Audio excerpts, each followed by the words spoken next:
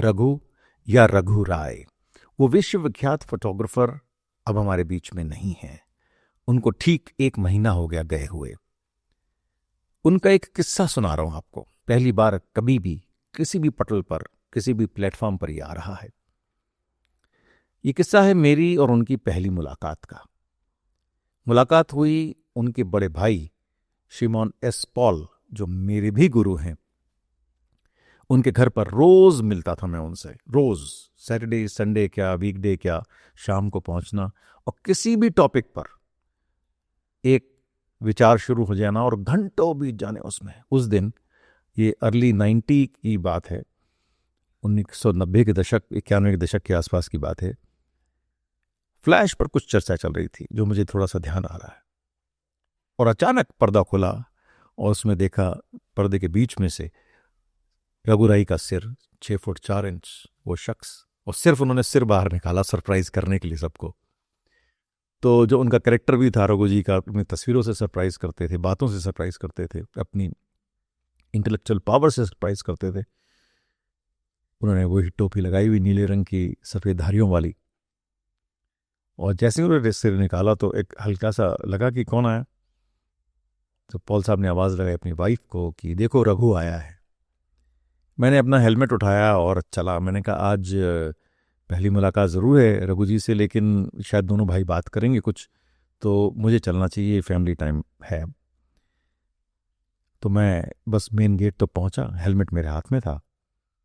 फिर ध्यान में आया तुरंत ही, ये दोनों जो भाई आज बात करेंगे, ये जो ज्ञान गंगा बहेगी, इसमें मुझे डुबकी लगानी चाहिए। चुपके से पीछे से घूम के आया मैं और डाइनिंग टेबल की कुर्सी खींच के बैठ गया। दोनों की पीठ मेरी तरफ थी। पॉल साहब रघु को, रघु ये क्या हो गया आजकल, तेरी कोई फोटो वोट पे नहीं छपती, कोई फोटो फीचर नहीं छपता? कहते भाई साहब टुडे इतना पॉपुलर हो गया है, इतना बिकता है, अब ना स्पेस नहीं रही। आपको ही पता है इंडियन एक्सप्रेस में आप भी हैं, तो कितनी रह चुके हैं, मतलब इंडियन एक्सप्रेस में आपको पता है स्पेस की कितनी मारामारी होती है आजकल। तो लगता है भाई साहब मुझे तो कि ना फोटो फीचर ख़त्म ही हो जाएंगे। तो इस पर पॉल साहब ने थोड़ा सा इग्नोर किया बात को। वो दूसरा सवाल उन्होंने किया कि ये रघु तूने क्या स्टैंडर्ड कर दिया आजकल अपनी पिक्चर्स में, जहाँ कहीं देखो फोटो के अंदर एक आदमी यहाँ खड़ा है, यहाँ खड़ा है, यहाँ खड़ा है, सब चारों अलग अलग डायरेक्शन में देख रहे हैं, ये तूने स्टैंडर्ड ही बना दिया अपना। रघु जी का जवाब, कहते भाई साहब मैं ना देख रहा हूँ सोसाइटी में, चाहे शहर हो, घर हो, फैमिली हो, गाँव में हो, लोग ना डिस्कनेक्टेड होते जा रहे हैं एक दूसरे से। ये क्या ऑब्जर्वेशन है, हम आज कहते हैं डिजिटल के बारे में, लेकिन 90s में ये बात और ऑब्जर्वेशन। तो अब डिस्कनेक्टेड हैं तो भाई साहब वो मेरी तस्वीरों में दिखाई देते हैं। तो पॉल साहब का जवाब, कहते देख रघु, अगर कोई भी म्यूजिक पहली बीट से पता लग जाए कि म्यूजिक किसका है, किसने बजाया, कौन म्यूजिक डायरेक्टर है, जो म्यूजिक अच्छा नहीं होता। म्यूजिक तो वो है जो कानों को सुख दे, बहुत अच्छा लगे, और बाद में आप उसे ढूंढो कि ये कौन म्यूजिक डायरेक्टर था भाई, इतना अच्छा बजा गया, तो वो म्यूजिक बहुत अच्छा होता है। रघु जी को जो बात पसंद आती थी ना, तुरंत तारीफ करते थे, वाह भाई साहब वाह, क्या बात कही आपने, क्या बात कही, मजा आ गया।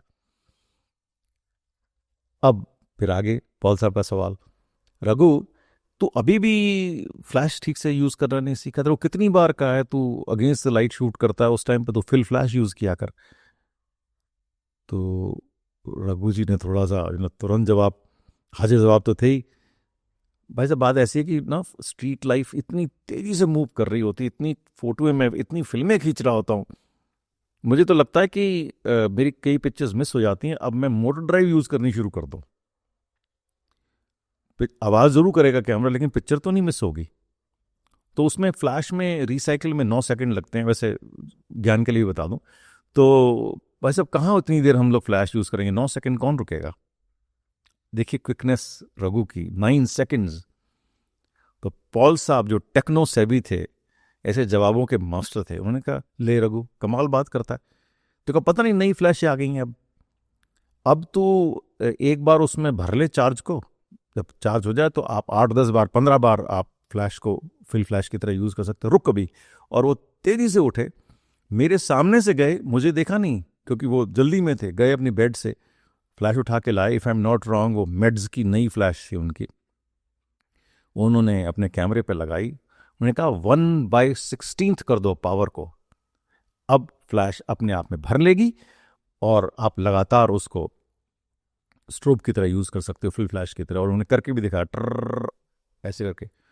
रघु, वाह भाई साहब वाह, क्या बात बताई आपने, क्या बात, मैं अब से ऐसा ही करूंगा। अब तो फ्लैश, फुल फ्लैश की आपने मेरी प्रॉब्लम ही सॉल्व करके रख दी।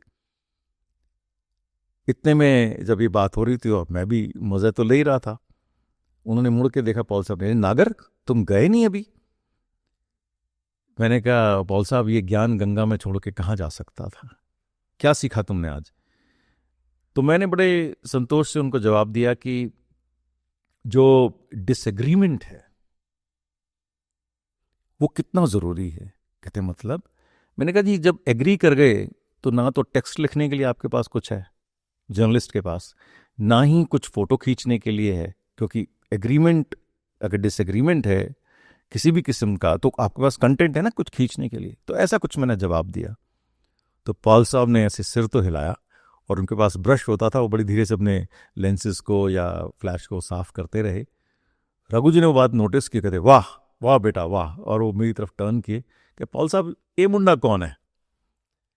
तो पॉल साहब ने कहा ये नागर है, वैसे तो ये वीडियो खींचता है लेकिन इसका स्टिल में भी बहुत दखल है।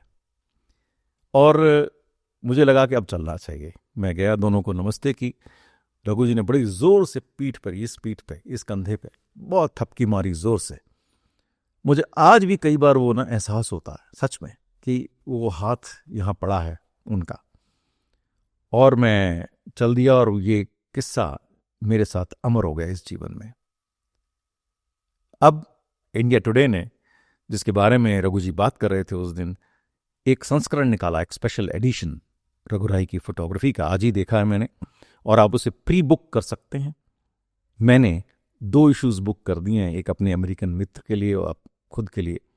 उम्मीद करता हूं आप ये एक रेयर कलेक्टर्स एडिशन बनेगा, आप लोग जरूर एक एक करके लेंगे। और ऐसी कहानियां और लेके अब मैं लेके आता रहूंगा। बाय।